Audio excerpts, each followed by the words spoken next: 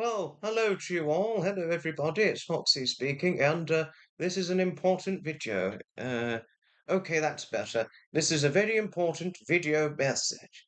Today marks the vitally important 80th anniversary date of D-Day, the D-Day landings of Normandy. Well, D-Day landings was the Allied invasion of Normandy of American, Canadian, and British airborne troops, which took place shortly after midnight on this day 80 years ago, 6th of June 1944.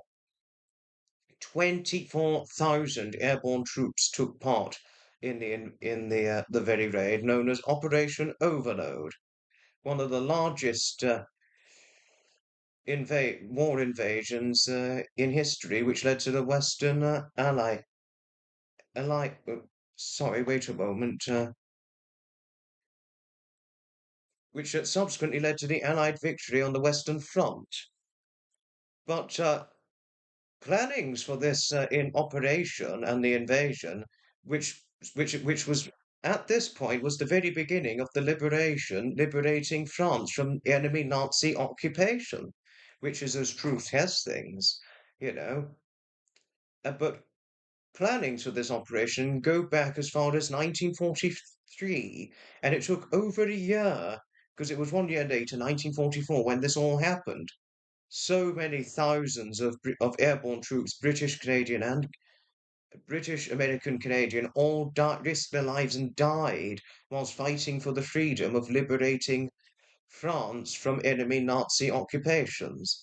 And obviously, not too long after the D-Day was the liberation of Norway, too, before 1945 and all that. So today is an extremely important day, and it's a day we remember all the veterans who took part in the D-Day Normandy landings, D-Day landings of Normandy. It's vitally essential and vitally imperative and important, of utmost strong imperative importance, that we remember with all dignity and all respect for those who sacrificed dutifully their lives whilst fighting for the freedom and liberation of France during Nazi occupation, which eventually, in August 1944, eventually saw France subsequently liberated from the Nazis, or Nazi occupation, that is. It's very important we remember this day. And what makes it even more vitally important is that there are very few World War II veterans still surviving and still alive as of 2024 who took part in the D-Day landings. All of those who were in their 20s, or certainly as young as maybe 16 or 17 and early 20s or so, those who took part in it, who are alive as of 2024, are now extremely old in age, well over the age of 95, and even in their hundreds, not to mention hundreds.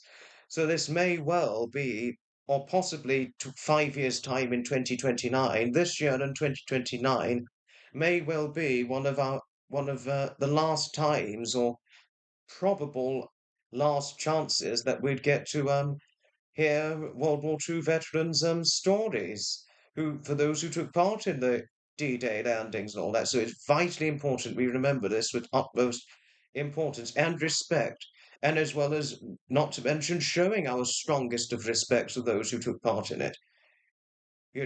They fought for freedom. It's in all, not just this particular event of World War II, but all of the events and battles of World War II and all that, and all wars in general. If we'd lost World War II or hadn't liberated France from Nazi occupation, we wouldn't have the freedom now we have today, aside from other volatility in other parts of the world, you know. So may we all take the time in remembering those who'd fallen at the time of the D-Day landings. As it's the 80th anniversary, we take time and pay our tributes to all those who fought and sacrificed their lives as a means to protect and save our hard-earned, well-earned freedoms following those tragic events, if one may showcase the point and all.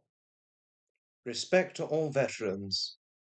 Respect particularly to those who took part in the D-Day landings Normandy 80 years ago today. If and most vitally importantly in all due imperative of importance, we salute you and commend you for all your bravery. Thank you, all veterans who took part this day 80 years ago, taking part in the D-Day landings. And I really do hope, obviously, because we're really running out of time with surviving veterans who took part in the D-Day landings World War II, because it's not going to be terribly long now before there are none left. I mean, sad as it is, I mean, that's the hardened reality of it all, unfortunately, because they're all very, very old now, those who had survived. Sadly, but it's just how it is, unfortunately. You know, we don't live forever. We may be able to live to 100 in some cases, or 110, but we do not live forever. And especially the veterans who took part in it. And all the World War One veterans, sadly, are all extinct. Very, very sadly, but there we are. Most unfortunately. But may we all take the time to remember all the veterans and show all our respect of dignity to all those who risked their lives in fighting and protecting our freedom when taking part in the D-Day landings this day 80 years ago now. Thank you all for taking the time in watching the video. I know people like Trevor Colt, who's a war veteran himself, who's a strong, strong advocate for dignity and respect to all veterans, quite rightly so. I know he's taken the time in remembering the very day of events itself, and I too have taken the time with remembering the day of the events itself, and as well to represent the importance of remembering the horrific tragedy of the event. And certainly it was a most largely historic moment as it took place 1 year before the VE Day, as next year will be the 80th anniversary of the VE Day at the end of the Second World War. Thank you all for taking the time in watching and listening to this.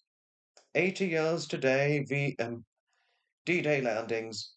Salute and respect to all the veterans who took part in the very Operation Overload historic event of the World War II itself.